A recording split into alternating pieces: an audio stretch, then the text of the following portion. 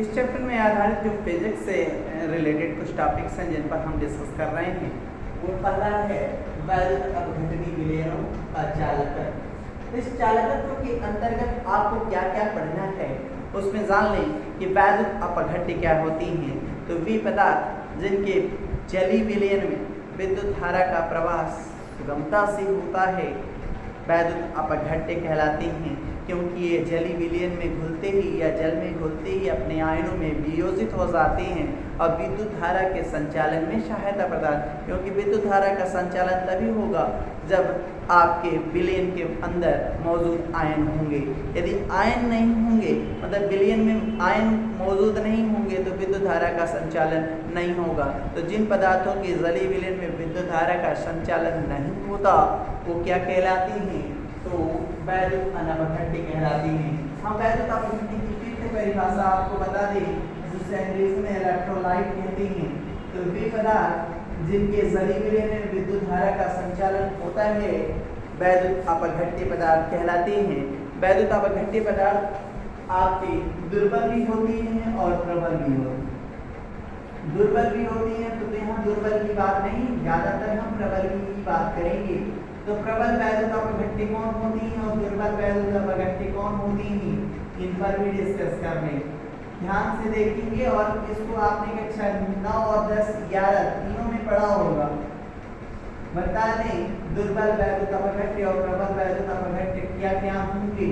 तो वे पदार्थ जो जल में सुगमता से घुलकर अपने आयनों में वियोजित, पूर्ण रूप से आयनों में वियोजित हो जाती हैं, प्रबल वैद्युत अपघट्य कहलाते हैं।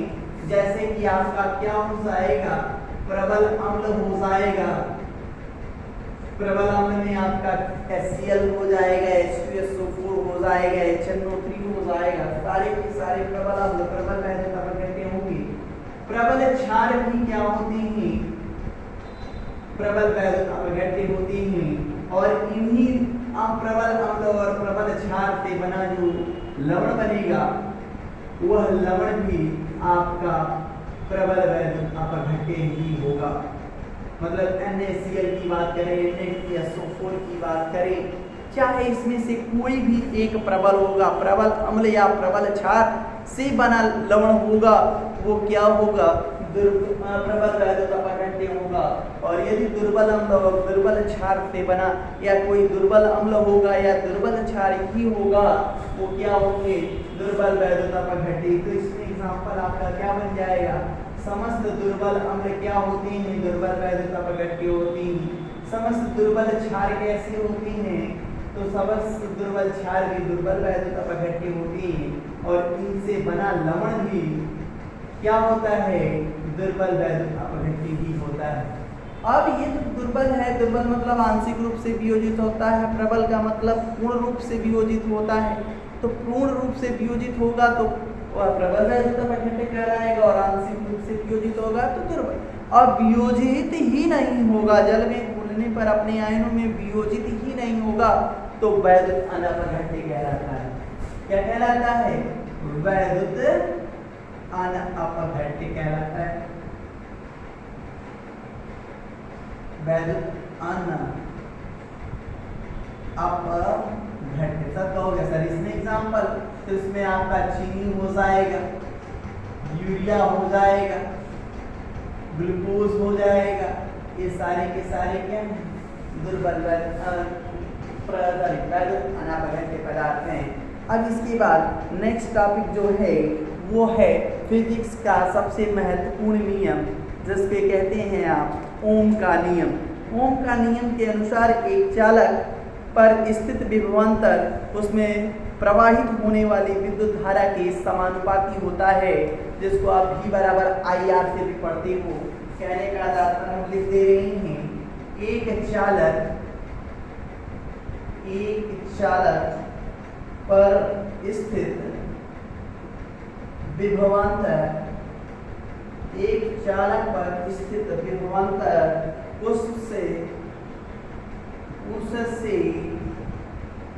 प्रवाहित होने वाली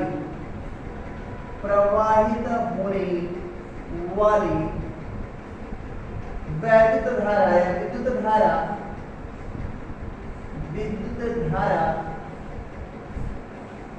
के समानुपाती होता है, समानुपाती होता है।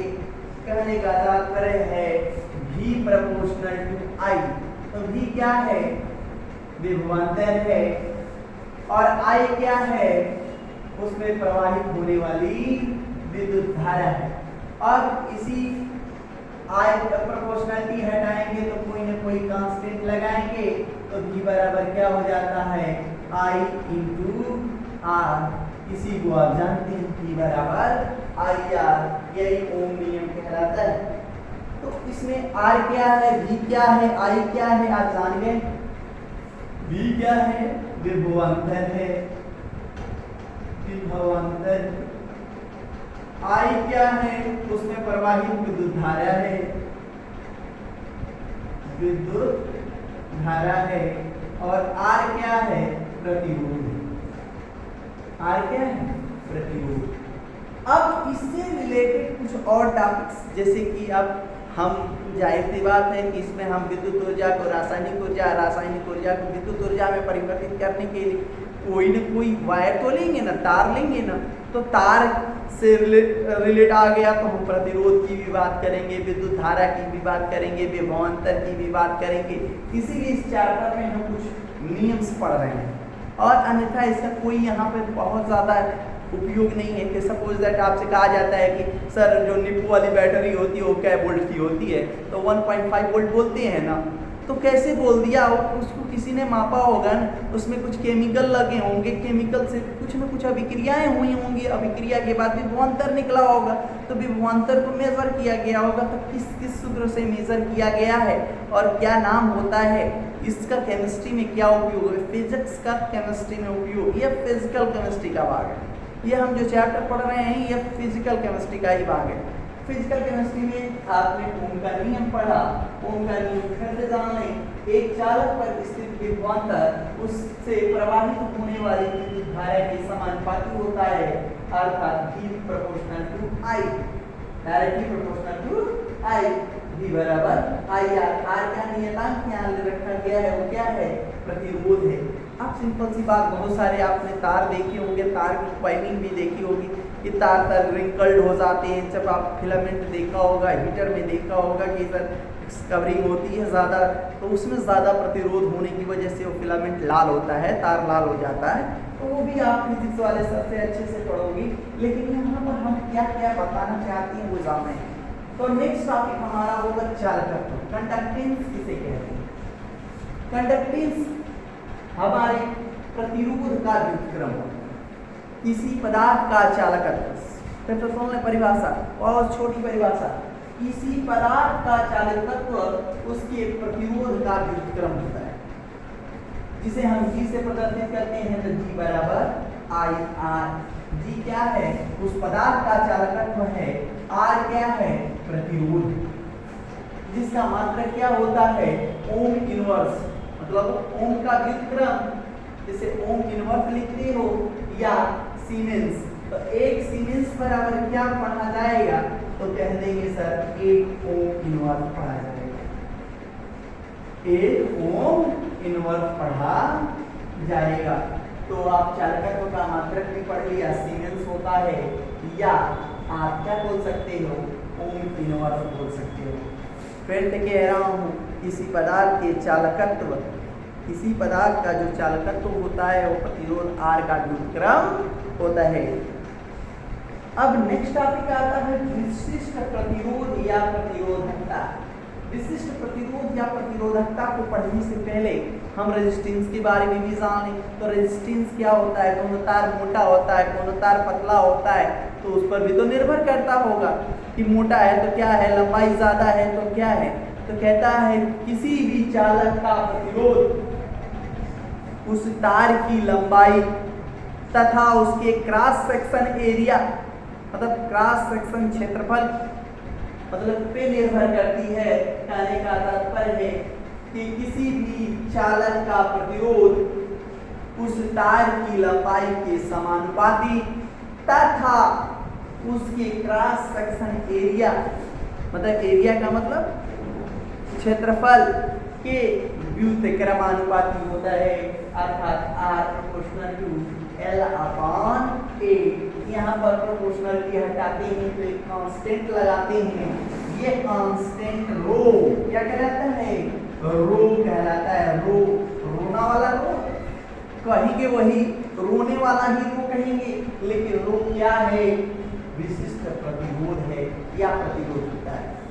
इसका मात्रक क्या होगा, तो आप यदि चालक तार की जो लंबाई आपने लिया है वो तार की लंबाई यदि आपने मीटर में मेजर की है, मीटर में मापा है तो ओम इंटू मीटर, और यदि आपने सेंटीमीटर में तार की लंबाई ली है तो ओम इंटू सेंटीमीटर होगा। फिर से नोट कर लें, प्रतिरोधकता या विशिष्ट प्रतिरोध की परिभाषा क्या होगा, तो किसी चालक का प्रतिरोध R उसकी लंबाई L के समानुपाती तथा क्रॉस सेक्शन क्षेत्रफल A के व्युत्क्रमानुपाती होती है, अर्थात R बराबर रो L अपान A। जो रो है यही विशिष्ट प्रतिरोध कहलाता है। यदि तार की लंबाई आपने मीटर में ली है तो उसका मात्रक ओम इंटू मीटर होगा, और यदि आपने तार की लंबाई सेंटीमीटर में ली है तो ओम इंटू सेंटीमीटर उसका मात्रक होगा।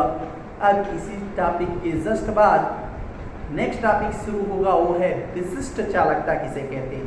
पहले इसको नोट कर लें।